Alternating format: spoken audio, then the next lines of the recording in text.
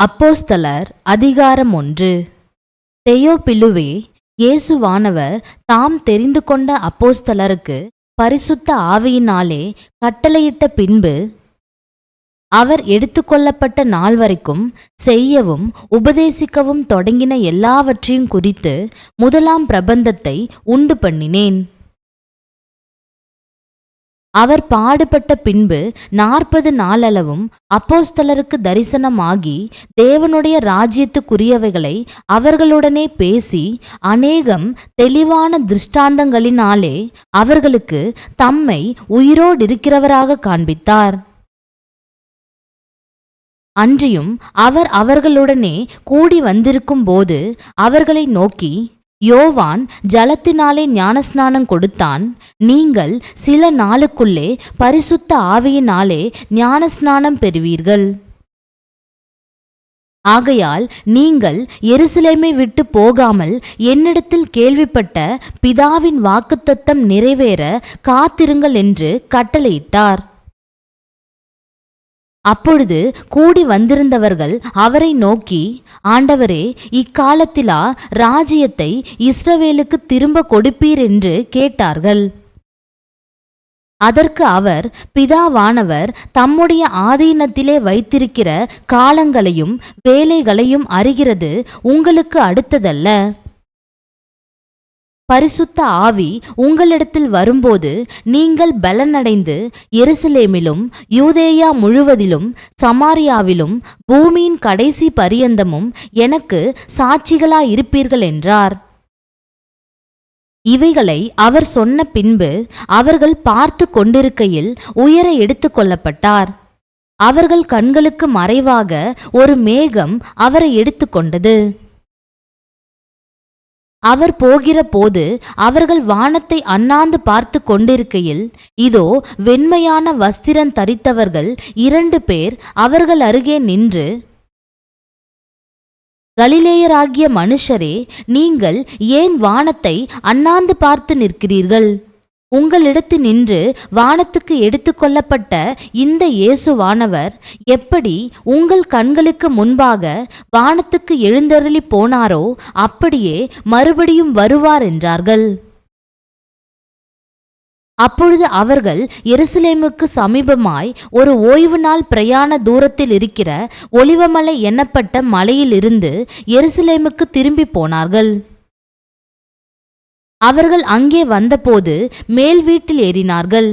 அதில் பேதுருவும் யாக்கோபும் யோவானும் அந்திரேயாவும் பிலிப்பும் தோமாவும் பர்த்தலோமேயும் மத்தேயும் அல்பேயுவின் குமாரனாகிய யாக்கோபும் செலோத்தே எண்ணப்பட்ட சீமோனும் யாக்கோபின் சகோதரனாகிய யூதாவும் தங்கியிருந்தார்கள்.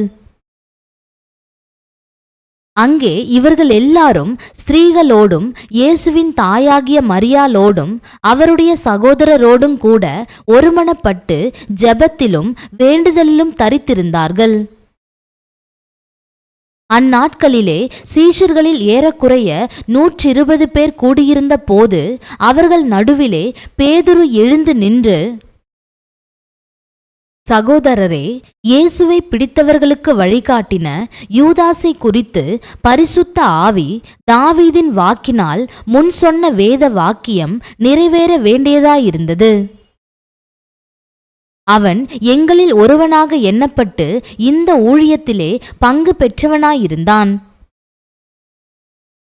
அநீதத்தின் கூலியினால் அவன் ஒரு நிலத்தை சம்பாதித்து தலைகீழாக விழுந்தான். அவன் வயிறு வெடித்து குடல்கள் எல்லாம் சரிந்து போயிற்று. இது எருசலேமில் உள்ள குடிகள் யாவருக்கும் தெரிந்திருக்கிறது. அதனாலே அந்த நிலம் அவர்களுடைய பாஷையிலே இரத்த நிலம் என்று அர்த்தம் கொள்ளும் அக்கெல்தமா எண்ணப்பட்டிருக்கிறது. சங்கீத புஸ்தகத்திலே அவனுடைய வாசஸ்தலம் பாழாக கடவது, ஒருவனும் அதில் வாசம் பண்ணாதிருப்பானாக என்றும் அவனுடைய கண்காணிப்பை வேறொருவன் பெறக்கடவன் என்றும் எழுதியிருக்கிறது. ஆதலால் யோவான் ஞானஸ்நானம் கொடுத்த நாள் முதற்கொண்டு கர்த்தராகிய இயேசுவானவர் நம்மிடத்திலிருந்து உயர எடுத்துக்கொள்ளப்பட்ட நாள் வரைக்கும்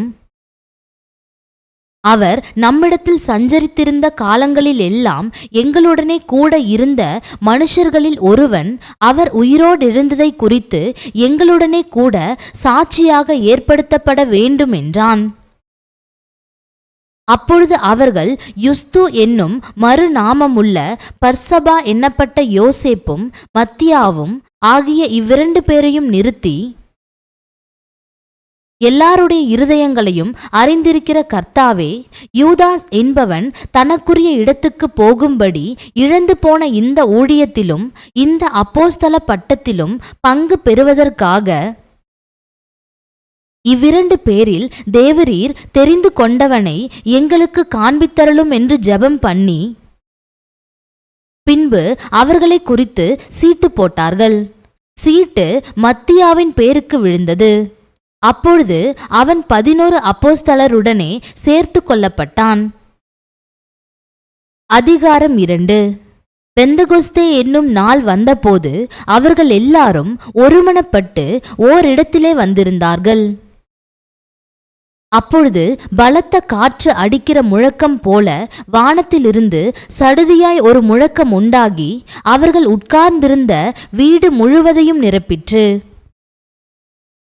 அல்லாமலும் அக்கினி மயமான நாவுகள் போல பிரிந்திருக்கும் நாவுகள் அவர்களுக்கு காணப்பட்டு அவர்கள் ஒவ்வொருவர் மேலும் வந்து அமர்ந்தது. அவர்கள் எல்லாரும் பரிசுத்த ஆவியினாலே நிரப்பப்பட்டு ஆவியானவர் தங்களுக்கு தந்தரின வரத்தின்படியே வெவ்வேறு பாஷைகளிலே பேசத் தொடங்கினார்கள். வானத்தின் கீழிருக்கிற சகல தேசத்தாரிலும் இருந்து வந்த தேவ பக்தியுள்ள யூதர்கள் அப்பொழுது எருசலேமிலே வாசம் பண்ணினார்கள். அந்த சத்தம் உண்டான போது திரளான ஜனங்கள் கூடி வந்து தங்கள் தங்கள் பாஷையிலே அவர்கள் பேசுகிறதை அவரவர்கள் கேட்டபடியினாலே கலக்கமடைந்தார்கள். எல்லோரும் பிரமித்து ஆச்சரியப்பட்டு ஒருவரையொருவர் பார்த்து, இதோ பேசுகிற இவர்கள் எல்லாரும் கலிலேயர் அல்லவா? அப்படி இருக்க நம்மில் அவரவர்களுடைய ஜென்ம பாஷைகளிலே இவர்கள் பேச கேட்கிறோமே, இதெப்படி? பார்த்தரும் மேதரும் எலாமீத்தரும் மெசபொத்தாமியா, யூதேயா, கப்பத்தோக்கியா, பொந்து, ஆசியா, பிரிகியா, பம்பிலியா, எகிப்து என்னும் தேசத்தார்களும் சிரேனே பட்டணத்தை சுற்றி இருக்கிற லீபியாவின் திசைகளிலே குடியிருக்கிறவர்களும் இங்கே சஞ்சரிக்கிற ரோமாபுரியாரும் யூதரும் யூத மார்க்கத்தமைந்தவர்களும் கிரேத்தரும் அரபியருமாகிய நாம் நம்முடைய பாஷைகளிலே இவர்கள் தேவனுடைய மகத்துவங்களை பேச கேட்கிறோமே என்றார்கள். எல்லாரும் பிரமித்து சந்தேகப்பட்டு இதென்னமாய் முடியுமோ என்று ஒருவரோடொருவர் சொல்லிக் கொண்டார்கள். மற்றவர்களோ இவர்கள் மதுபானத்தினால் நிறைந்திருக்கிறார்கள் என்று பரியாசம் பண்ணினார்கள். அப்பொழுது பேதுரு 11 கூட நின்று அவர்களை நோக்கி உரத்த சத்தமாய், யூதர்களே, எருசலேமில் வாசம் பண்ணுகிற ஜனங்களே, நீங்கள் எல்லாரும் அறிந்து கொள்வீர்களாக, என் வார்த்தைகளுக்கு செவி கொடுங்கள். நீங்கள் நினைக்கிறபடி இவர்கள் வெறி கொண்டவர்கள் அல்ல. பொழுது விடிந்து 3ஆம் மணி வேளையாயிருக்கிறதே. தீர்க்க தரிசி ஆகிய யோவேலினால் உரைக்கப்பட்டபடியே இது நடந்தேறுகிறது.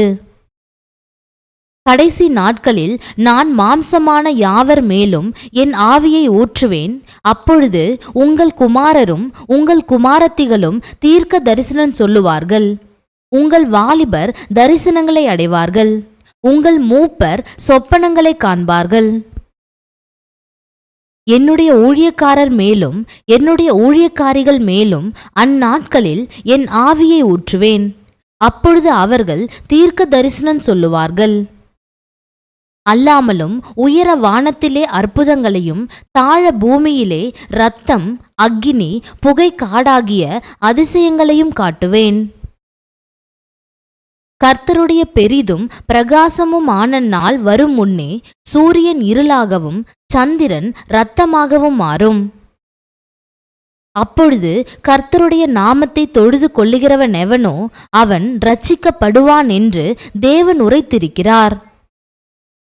இஸ்ரவேலரே, நான் சொல்லும் வார்த்தைகளை கேளுங்கள். நீங்கள் அறிந்திருக்கிறபடி நசரேயனாகிய இயேசுவை கொண்டு தேவன் உங்களுக்குள்ளே பலத்த செய்கைகளையும் அற்புதங்களையும் அடையாளங்களையும் நடப்பித்து அவைகளினாலே அவரை உங்களுக்கு வெளிப்படுத்தினார்.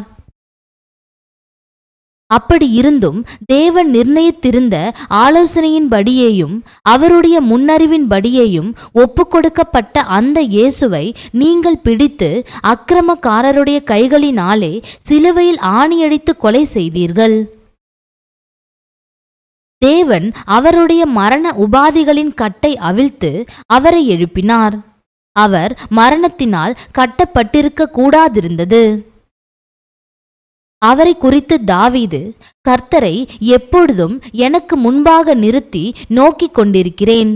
நான் அசைக்கப்படாதபடி அவர் என் வலது பாரிசத்திலே இருக்கிறார். அதனாலே என் இருதயம் மகிழ்ந்தது, என் நாவு களி கூர்ந்தது, என் மாம்சமும் நம்பிக்கையோடே தங்கியிருக்கும்.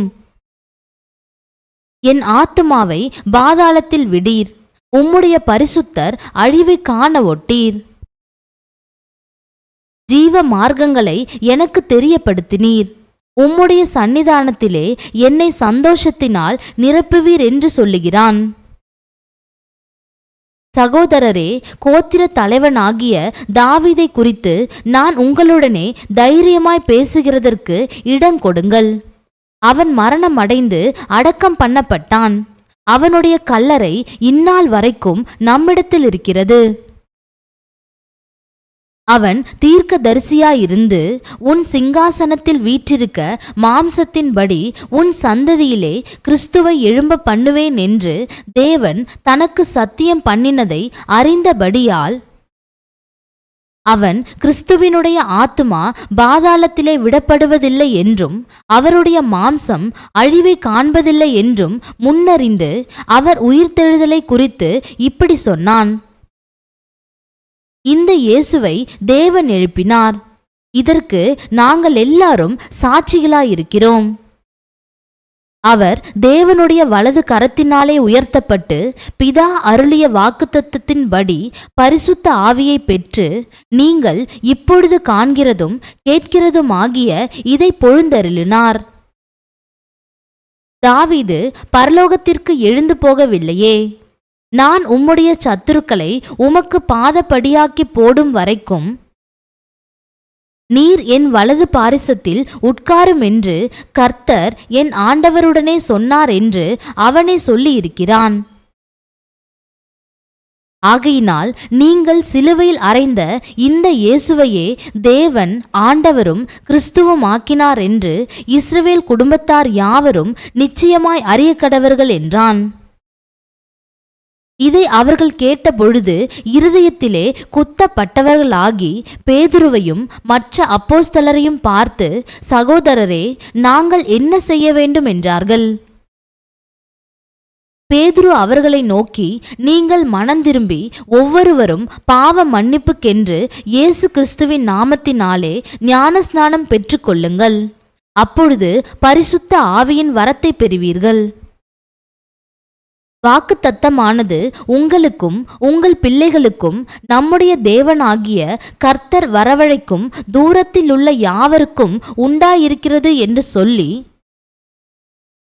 இன்னும் அநேக வார்த்தைகளாலும் சாட்சி கூறி மாறுபாடுள்ள இந்த சந்ததியை விட்டு விலகி உங்களை இரட்சித்துக் கொள்ளுங்கள் என்றும் புத்தி சொன்னான். அவனுடைய வார்த்தையை சந்தோஷமாய் ஏற்றுக்கொண்டவர்கள் ஞானஸ்நானம் பெற்றார்கள். அன்றைய தினம் ஏறக்குறைய 3000 பேர் சேர்த்து கொள்ளப்பட்டார்கள்.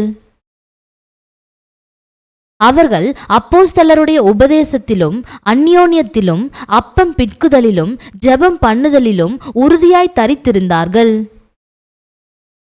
எல்லாருக்கும் பயம் உண்டாயிற்று. அப்போஸ்தலர்களாலே அநேக அற்புதங்களும் அடையாளங்களும் செய்யப்பட்டது. விசுவாசிகள் எல்லாரும் ஒருமித்திருந்து சகலத்தையும் பொதுவாய் வைத்து அனுபவித்தார்கள். காணியாட்சிகளையும் ஆஸ்திகளையும் விற்று ஒவ்வொருவனுக்கும் தேவையானதற்கு தக்கதாக அவைகளில் எல்லாருக்கும் பகிர்ந்து கொடுத்தார்கள். அவர்கள் ஒருமனப்பட்டவர்களாய் தேவாலயத்திலே அனுதினமும் தரித்திருந்து வீடுகள் தோறும் அப்பம் பிட்டு மகிழ்ச்சியோடும் கபடமில்லாத இருதயத்தோடும் போஜனம் பண்ணி தேவனை துதித்து ஜனங்கள் எல்லாரிடத்திலும் தயவு பெற்றிருந்தார்கள். ரட்சிக்கப்படுகிறவர்களை கர்த்தர் அனுதினமும் சபையிலே சேர்த்து கொண்டு வந்தார். அதிகாரம் 3. ஜெப வேலையாகிய 9ஆம் மணி நேரத்திலே பேதுருவும் யோவானும் தேவாலயத்துக்கு போனார்கள். அப்பொழுது தன் தாயின் வயிற்றிலிருந்து சப்பானியாய் பிறந்த ஒரு மனுஷனை சுமந்து கொண்டு வந்தார்கள். தேவாலயத்திலே பிரவேசிக்கிறவர்களிடத்தில் பிச்சை கேட்கும்படி நாடோறும் அவனை அலங்கார வாசல் என்னப்பட்ட தேவாலய வாசலண்டையிலே வைப்பார்கள். தேவாலயத்திலே பிரவேசிக்க போகிற பேதுருவையும் யோவானையும் அவன் கண்டு பிச்சை கேட்டான். பேதுருவும் யோவானும் அவனை உற்று பார்த்து, எங்களை நோக்கிப்பார் என்றார்கள். அவன் அவர்களிடத்தில் ஏதாகிலும் கிடைக்கும் என்று எண்ணி அவர்களை நோக்கி பார்த்தான். அப்பொழுது பேதுரு, வெள்ளியும் பொன்னும் என்னிடத்தில் இல்லை, என்னிடத்தில் உள்ளதை உனக்கு தருகிறேன். நசரேயனாகிய இயேசு கிறிஸ்துவின் நாமத்தினாலே நீ எழுந்து நட என்று சொல்லி வலது கையினால் அவனை பிடித்து தூக்கிவிட்டான். உடனே அவனுடைய கால்களும் கரடுகளும் பலன் கொண்டது. அவன் குதித்தெழுந்து நின்று நடந்தான். நடந்து குதித்து தேவனை துதித்து கொண்டு அவர்களுடனே கூட தேவாலயத்திற்குள் பிரவேசித்தான். அவன் நடக்கிறதையும் தேவனை துதிக்கிறதையும் ஜனங்கள் எல்லாரும் கண்டு தேவாலயத்தின் அலங்கார வாசல் அண்டையிலே பிச்சை கேட்க உட்கார்ந்திருந்தவன் இவன்தான் என்று அறிந்து அவனுக்கு சம்பவித்ததை குறித்து மிகவும் ஆச்சரியப்பட்டு பிரமித்தார்கள். குணமாக்கப்பட்ட சப்பானி பேதுருவையும் யோவானையும் பற்றி கொண்டிருக்கையில் ஜனங்கள் எல்லாரும் பிரமித்து சாலமோன் மண்டபம் எண்ணப்பட்ட மண்டபத்திலே அவர்களிடத்திற்கு ஓடி வந்தார்கள். பேதுரு அதை கண்டு ஜனங்களை நோக்கி, இஸ்ரவேலரே, இதை குறித்து நீங்கள் ஆச்சரியப்படுகிறதென்ன? நாங்கள் எங்கள் சுய சக்தியினாலாவது எங்கள் சுய பக்தியினாலாவது இவனை நடக்க பண்ணினோம் என்று நீங்கள் எங்களை நோக்கி பார்க்கிறதென்ன?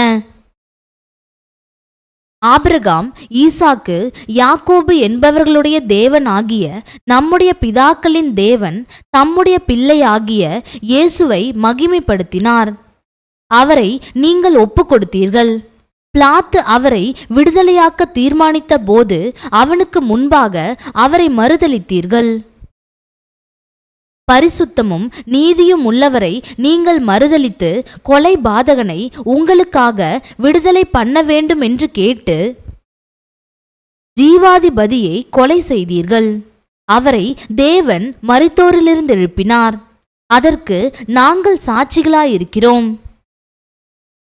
அவருடைய நாமத்தை பற்றும் விசுவாசத்தினாலே அவருடைய நாமமே நீங்கள் பார்த்து அறிந்திருக்கிற இவனை பலப்படுத்தினது. அவரால் உண்டாகிய விசுவாசமே உங்கள் எல்லாருக்கும் முன்பாக இந்த சர்வாங்க சுகத்தை இவனுக்கு கொடுத்தது.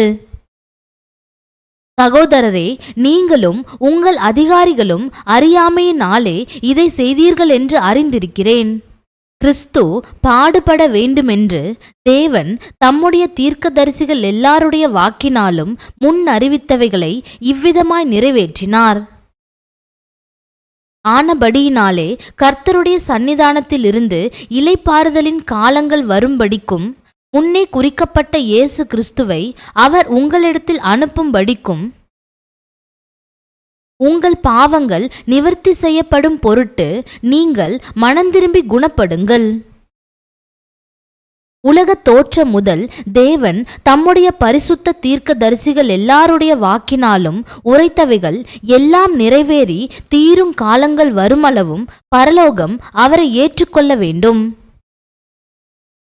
மோசே பிதாக்களை நோக்கி, உங்கள் தேவனாகிய கர்த்தர் என்னைப் போல ஒரு தீர்க்கதரிசியை உங்களுக்காக உங்கள் சகோதரரிலிருந்து எழும்ப பண்ணுவார். அவர் உங்களுக்கு சொல்லும் எல்லாவற்றிலும் அவருக்கு செவி கொடுப்பீர்களாக. அந்த தீர்க்கதரிசியின் சொற்கேளாதவன் எவனோ அவன் ஜனத்தில் இராதபடிக்கு நிர்மூலமாக்கப்படுவான் என்றான். சாமுவேல் முதற்கொண்டு எத்தனை பேர் தீர்க்க தரிசனம் உரைத்தார்களோ அத்தனை பேரும் இந்த நாட்களை முன்னறிவித்தார்கள். நீங்கள் அந்த தீர்க்க தரிசிகளுக்கு புத்திரராயிருக்கிறீர்கள். உன் சந்ததியினாலே பூமியிலுள்ள வம்சங்கள் எல்லாம் ஆசீர்வதிக்கப்படும் என்று தேவன் ஆபிரகாமுக்கு சொல்லி நம்முடைய முன்னோர்களோடே பண்ணின உடன்படிக்கைக்கும் புத்திரராயிருக்கிறீர்கள். அவர் உங்கள் எல்லாரையும் உங்கள் பொல்லாங்குகளிலிருந்து விலக்கி உங்களை ஆசீர்வதிக்கும்படி தேவன் தம்முடைய பிள்ளையாகிய இயேசுவை எழுப்பி முதலாவது உங்களிடத்திற்கே அவரை அனுப்பினார் என்றான். அதிகாரம் 4. அவர்கள் ஜனங்களுடனே பேசிக் கொண்டிருக்கையில் ஆசாரியர்களும் தேவாலயத்து சேனை தலைவனும் சதுசேயரும் அவர்களிடத்தில் வந்து, அவர்கள் ஜனங்களுக்கு உபதேசிக்கிறதினாலும் இயேசுவை முன்னிட்டு மரித்தோரிலிருந்து உயிர் தெழுதலை பிரசங்கிக்கிறதினாலும் சினங்கொண்டு அவர்களை பிடித்து சாயங்காலமாயிருந்தபடியினால் மறுநாள் வரைக்கும் காவலில் வைத்தார்கள். வசனத்தை கேட்டவர்களில் அநேகர் விசுவாசித்தார்கள். அவர்கள் தொகை ஏறக்குறைய 5000 மறுநாளிலே ஜனங்களுடைய அதிகாரிகளும் மூப்பரும் வேத பாரகரும் பிரதான ஆசாரியனாகிய அன்னாவும் காய்பாவும் யோவானும் அலெக்சந்தரும் பிரதான ஆசாரியருடைய குடும்பத்தார் யாவரும் எருசலேமிலே கூட்டங்கூடி அவர்களை நடுவே நிறுத்தி, நீங்கள் எந்த வல்லமையினாலே எந்த நாமத்தினாலே இதை செய்தீர்கள் என்று கேட்டார்கள். அப்பொழுது பேதுரு பரிசுத்த ஆவியினாலே நிறைந்து அவர்களை நோக்கி, ஜனத்தின் அதிகாரிகளே, இஸ்ரவேலின் மூப்பர்களே, பிணியாளியா இருந்த இந்த மனுஷனுக்கு செய்யப்பட்ட உபகாரத்தை குறித்து எதினாலே இவன் ஆரோக்கியமானான் என்று நீங்கள் இன்று எங்களிடத்தில் விசாரித்து கேட்டால், உங்களால் சிலுவையில் அறையப்பட்டவரும் தேவனால் மரித்தோரிலிருந்து எழுப்பப்பட்டவருமாயிருக்கிற நசரேயனாகிய இயேசு கிறிஸ்துவின் நாமத்தினாலேயே இவன் உங்களுக்கு முன்பாக சொஸ்தமாய் நிற்கிறான் என்று உங்கள் எல்லாருக்கும் இஸ்ரவேல் ஜனங்கள் எல்லாருக்கும் தெரிந்திருக்க கடவது. வீடு கட்டுகிறவர்களாகிய உங்களால் அற்பமாய் எண்ணப்பட்ட அவரே மூளைக்கு தலைக்கல்லானவர். அவராலே அன்றி வேறொருவராலும் இரட்சிப்பு இல்லை. நாம் இரட்சிக்கப்படும்படிக்கு வானத்தின் கீழெங்கும் மனுஷர்களுக்குள்ளே அவருடைய நாமமே அல்லாமல் வேறொரு நாமம் கட்டளையிடப்படவும் இல்லை என்றான். பேதுருவும் யோவானும் பேசுகிற தைரியத்தை அவர்கள் கண்டு, அவர்கள் படிப்பறியாதவர்கள் என்றும் பேதைமையுள்ளவர்கள் என்றும் அறிந்தபடியினால் ஆச்சரியப்பட்டு, அவர்கள் இயேசுவுடனே கூட இருந்தவர்கள் என்றும் அறிந்து கொண்டார்கள். சொஸ்தமாக்கப்பட்ட மனுஷன் அவர்கள் அருகே நிற்கிறதை கண்டபடியால் எதிர்பேச அவர்களுக்கு இடமில்லாதிருந்தது. அப்பொழுது அவர்களை ஆலோசனை சங்கத்தை விட்டு வெளியே போகும்படி கட்டளையிட்டு தங்களுக்குள்ளே யோசனை பண்ணிக்கொண்டு, இந்த மனுஷரை நாம் என்ன செய்யலாம்? எருசலேமில் வாசம் பண்ணுகிற எல்லாருக்கும் தெரிந்திருக்கிறபடி வெளியரங்கமான அற்புதம் இவர்களால் செய்யப்பட்டதே. அதை நாம் இல்லை என்று சொல்லக்கூடாது. ஆகிலும் இது அதிகமாய் ஜனத்துக்குள்ளே பரம்பாதபடிக்கு இது முதல் ஒருவரோடும் இந்த நாமத்தை குறித்து பேசக்கூடாதென்று அவர்களை உறுதியாய் பயமுறுத்த வேண்டுமென்று சொல்லிக்கொண்டு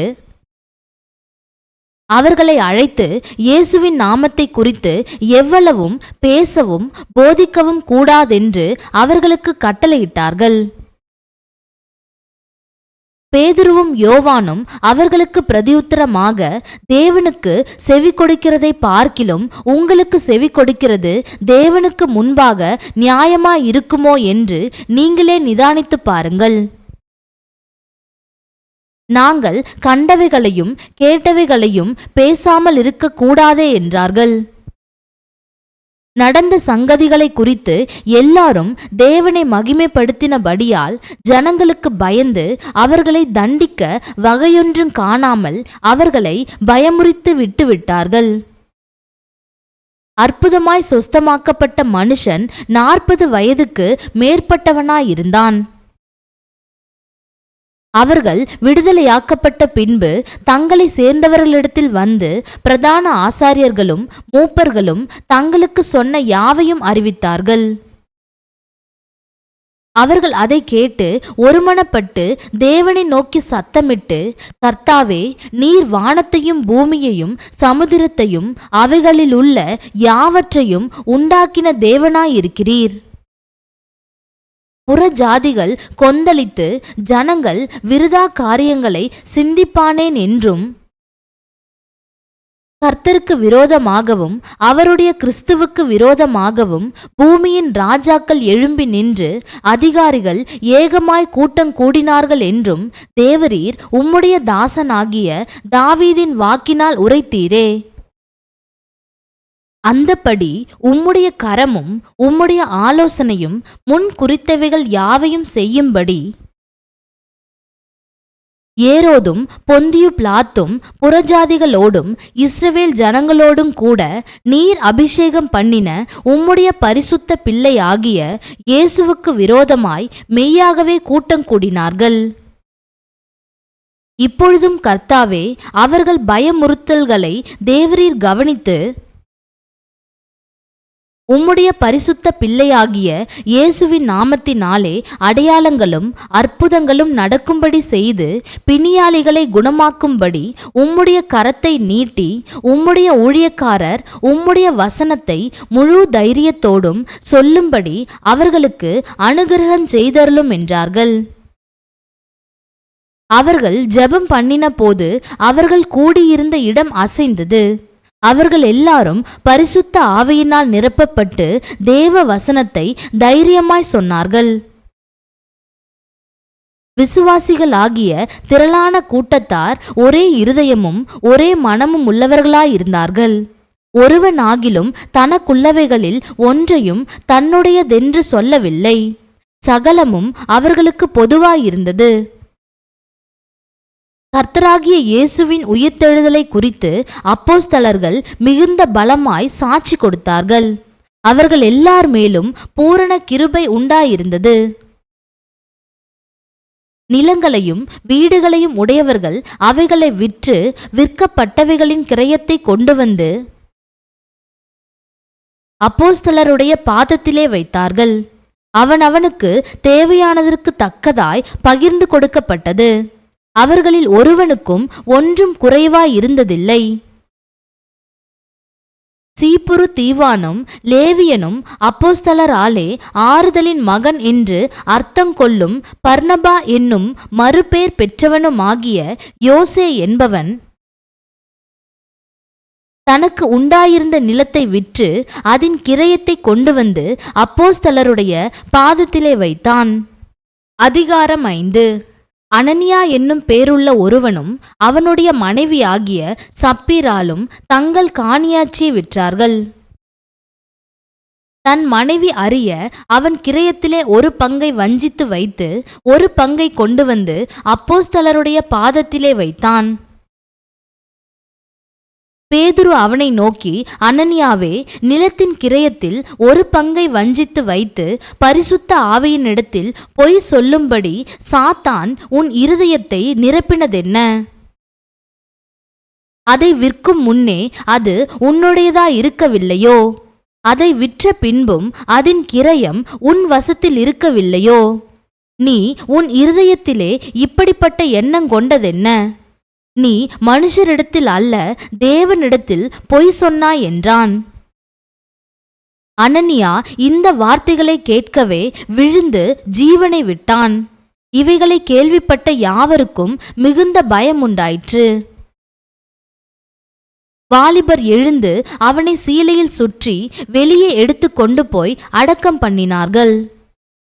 ஏறக்குறைய 3 மணி நேரத்துக்கு பின்பு அவனுடைய மனைவி நடந்ததை அறியாமல் உள்ளே வந்தாள். பேதுரு அவளை நோக்கி, நிலத்தை இவ்வளவுக்கு தானா விற்றீர்கள்? எனக்கு சொல் என்றான். அவள், ஆம், இவ்வளவுக்குத்தான் என்றாள். பேதுரு அவளை நோக்கி, கர்த்தருடைய ஆவியை சோதிக்கிறதற்கு நீங்கள் ஒருமனப்பட்டதென்ன? இதோ உன் புருஷனை அடக்கம் பண்ணினவர்களுடைய கால்கள் வாசற்படியிலே வந்திருக்கிறது, உன்னையும் வெளியே கொண்டு போவார்கள் என்றான். உடனே அவள் அவனுடைய பாதத்தில் விழுந்து ஜீவனை விட்டாள். வாலிபர் உள்ளே வந்து அவள் மரித்து போனதைக் கண்டு அவளை வெளியே எடுத்து கொண்டு போய் அவளுடைய புருஷன் அண்டையிலே அடக்கம் பண்ணினார்கள். சபையார் எல்லாருக்கும் இவைகளை கேள்விப்பட்ட மற்ற யாவருக்கும் மிகுந்த பயம் உண்டாயிற்று. அப்போஸ்தலருடைய கைகளினாலே அநேக அடையாளங்களும் அற்புதங்களும் ஜனங்களுக்குள்ளே செய்யப்பட்டது. எல்லாரும் ஒருமனப்பட்டு சாலமோனுடைய மண்டபத்தில் இருந்தார்கள். மற்றவர்களில் ஒருவரும் அவர்களுடனே சேர துணியவில்லை. ஆகிலும் ஜனங்கள் அவர்களை மேன்மைப்படுத்தினார்கள். திரளான புருஷர்களும் ஸ்திரீகளும் விசுவாசம் உள்ளவர்களாகி கர்த்தரிடமாக அதிகமாய் சேர்க்கப்பட்டார்கள். பிணியாளிகளை படுக்கைகளின் மேலும் கட்டில்களின் மேலும் கிடத்தி பேதுரு நடந்து போகையில் அவனுடைய நிழலாகிலும் அவர்களில் சிலர் மேல் படும்படிக்கு அவர்களை வெளியே வீதிகளில் கொண்டு வந்து வைத்தார்கள். சுற்று பட்டணங்களிலும் இருந்து திரளான ஜனங்கள் பிணியாளிகளையும் அசுத்த ஆவிகளால் வாதிக்கப்பட்டவர்களையும் எருசலேமுக்கு கொண்டு வந்தார்கள். அவர்கள் எல்லாரும் குணமாக்கப்பட்டார்கள். அப்பொழுது பிரதான ஆசாரியனும் அவனுடனே கூட இருந்த சதுசேய சமயத்தார் அனைவரும் எழும்பி பொறாமையினால் நிறைந்து அப்போஸ்தலர்களை பிடித்து பொதுவான சிறைச்சாலையிலே வைத்தார்கள்.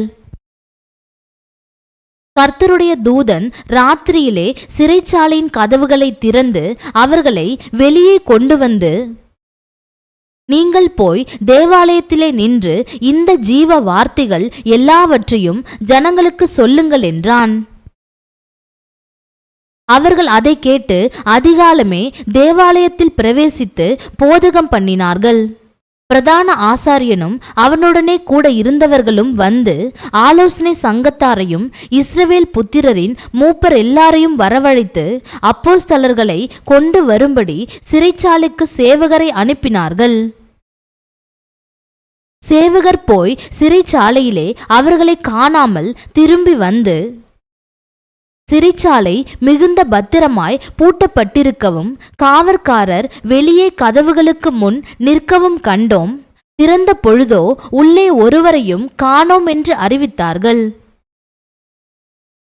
இந்த செய்தியை ஆசாரியனும் தேவாலயத்தை காக்கிற சேனை தலைவனும் பிரதான ஆசாரியர்களும் கேட்டபொழுது இதென்னமாய் முடியுமோ என்று அவர்களை குறித்து கலக்கமடைந்தார்கள். அப்பொழுது ஒருவன் வந்து, இதோ நீங்கள் காவலில் வைத்த மனுஷர் தேவாலயத்திலே நின்று ஜனங்களுக்கு போதகம் பண்ணுகிறார்கள் என்று அவர்களுக்கு அறிவித்தான். உடனே சேனை தலைவன் சேவகரோடே கூட போய் ஜனங்கள் கல்லெறிவார்கள் என்று பயந்ததினால் பலவந்தம் பண்ணாமல் அவர்களை அழைத்து கொண்டு வந்தான். அப்படி அவர்களை அழைத்து கொண்டு வந்து ஆலோசனை சங்கத்துக்கு முன்பாக நிறுத்தினார்கள். அப்பொழுது பிரதான ஆசாரியன் அவர்களை நோக்கி, நீங்கள் அந்த நாமத்தை குறித்து போதகம் பண்ணக்கூடாதென்று நாங்கள் உங்களுக்கு உறுதியாய் கட்டளையிடவில்லையா? அப்படி இருந்தும் இதோ எருசலேமை உங்கள் போதகத்தினாலே நிரப்பி அந்த மனுஷனுடைய இரத்த பழியை எங்கள் மேல் சுமத்த வேண்டுமென்றிருக்கிறீர்கள் என்று சொன்னான். அதற்கு பேதுருவும் மற்ற அப்போஸ்தலரும், மனுஷருக்கு கீழ்ப்படுகிறதை பார்க்கிலும் தேவனுக்கு கீழ்ப்படுகிறதே அவசியமாயிருக்கிறது. நீங்கள் மரத்திலே தூக்கி கொலை செய்த இயேசுவை நம்முடைய பிதாக்களின் தேவன் எழுப்பி இஸ்ரவேலுக்கு மனந்திரும்புதலையும் பாவ மன்னிப்பையும் அருளுகிறதற்காக அவரை அதிபதியாகவும் இரட்சகராகவும் தமது வலது கரத்தினாலே உயர்த்தினார். இந்த சங்கதிகளை குறித்து நாங்கள் அவருக்கு சாட்சிகளாயிருக்கிறோம். தேவன் தமக்கு கீழ்ப்படுகிறவர்களுக்கு தந்தருளின பரிசுத்த ஆவியும் சாட்சி என்றார்கள். அதை அவர்கள் கேட்டபொழுது மூர்க்கமடைந்து அவர்களை கொலை செய்யும்படிக்கு யோசனை பண்ணினார்கள். அப்பொழுது சகல ஜனங்களாலும் கனம் பெற்ற நியாய சாஸ்திரி ஆகிய கமாலியேல் என்னும் பேர் கொண்ட ஒரு பரிசேயன் ஆலோசனை சங்கத்தில் எழுந்து நின்று அப்போஸ்தலரை சற்று நேரம் வெளியே கொண்டு போக சொல்லி சங்கத்தாரை நோக்கி, இஸ்ரவேலரே, இந்த மனுஷருக்கு நீங்கள் செய்ய போகிறதை குறித்து எச்சரிக்கையாயிருங்கள். ஏனென்றால் இந்நாட்களுக்கு முன்னே தெயுதாஸ் என்பவன் எழும்பி தன்னை ஒரு பெரியவனாக பாராட்டினான். ஏறக்குறைய 400 பேர் அவனை சேர்ந்தார்கள். அவன் மடிந்து போனான். அவனை நம்பின அனைவரும் சிதறி அவமாய் போனார்கள். அவனுக்கு பின்பு குடிமதிப்பின் நாட்களிலே கலிலேயனாகிய யூதாஸ் என்பவன் எழும்பி தன்னை பின்பற்றும்படி அநேக ஜனங்களை இழுத்தான். அவனும் அழிந்து போனான். அவனை நம்பியிருந்த அனைவரும் சிதறடிக்கப்பட்டார்கள். இப்பொழுது நான் உங்களுக்கு சொல்லுகிறது என்னவென்றால், இந்த மனுஷருக்கு ஒன்றும் செய்யாமல் இவர்களை விட்டுவிடுங்கள். இந்த யோசனையும் இந்த கிரியையும் மனுஷரால் உண்டாயிருந்ததானால் ஒழிந்து போம். தேவனால் உண்டாயிருந்ததேயானால் அதை ஒழித்துவிட உங்களால் கூடாது. தேவனோடே போர் செய்கிறவர்களாய் காணப்படாதபடிக்கு பாருங்கள் என்றான். அப்பொழுது அவர்கள் அவனுடைய யோசனைக்கு உடன்பட்டு அப்போஸ்தலரை வரவழைத்து அடித்து இயேசுவின் நாமத்தை குறித்து பேசக்கூடாதென்று கட்டளையிட்டு அவர்களை விடுதலையாக்கினார்கள். அவருடைய நாமத்துக்காக தாங்கள் அவமானம் அடைவதற்கு பாத்திரராக எண்ணப்பட்டபடியினால் சந்தோஷமாய் ஆலோசனை சங்கத்தை விட்டு புறப்பட்டு போய் தினந்தோறும் தேவாலயத்திலேயும் வீடுகளிலேயும் இடைவிடாமல் உபதேசம் பண்ணி இயேசுவே கிறிஸ்துவென்று பிரசங்கித்தார்கள்.